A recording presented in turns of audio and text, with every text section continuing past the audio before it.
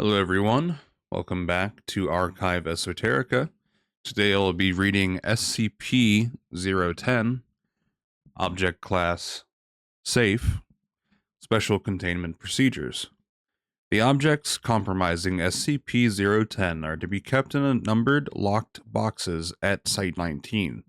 They are not to be worn except by test subjects. SCP-010 are only to be removed from storage for testing. Description: SCP-010 consists of a series of 6 apparently identical cast iron lock collars with numbered metal tags and 1 remote control. The control is SCP-010-1. The collars are SCP-010-2 through SCP-010-7.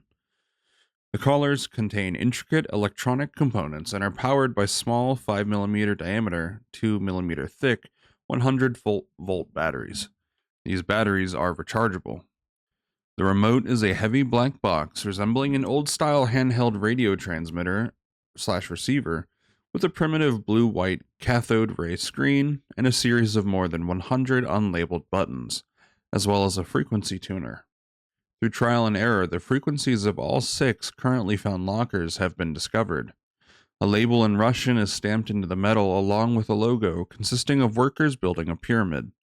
No official Russian corporation or government agency uses this logo or matches the words stamped into the metal. Placing the collar around the neck of a person and securing it allows one to control their every movement with the remote.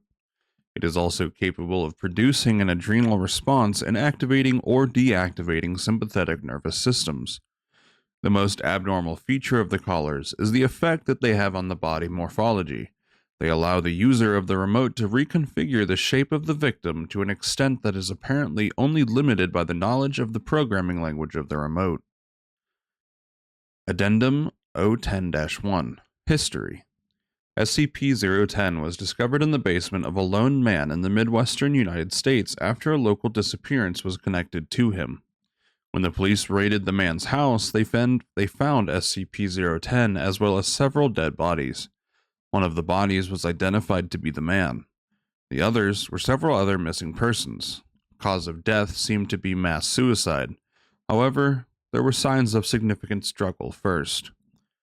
Addendum 010-2 Disassemble Experiment.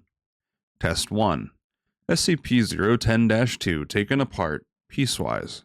The parts labeled and several photographs taken, then reassembled. Result: after reassembly, SCP-010-2 continues to function. Test 2. SCP-010-8 constructed identically to SCP-010-2, but with the closest approximations available to unreplicable components. Result: SCP-010-8 fails to function. Test 3. Unreplicable components from SCP-010-2 placed into proper locations on SCP-010-8. Result: SCP-010-2 ceases functioning with removal of components. SCP-010-8 begins functioning. Test 4. Components returned to SCP-010-2. Replicable components in SCP-010-2 replaced randomly with replicas. Result: SCP-010-2 begins functioning with return of components. Changing replicable components for replicas does not significantly reduce functionality.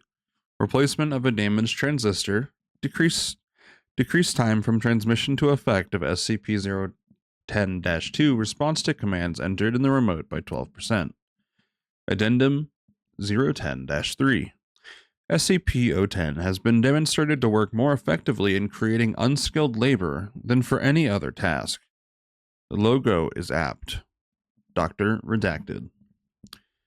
This has been the reading and narration of SCP-010. If you enjoyed the video, please be sure to leave a like, comment, and subscribe. Those 3 free things do more to help a small growing channel like me more than you can imagine. And with all that being said, thank you for listening, and have a good one.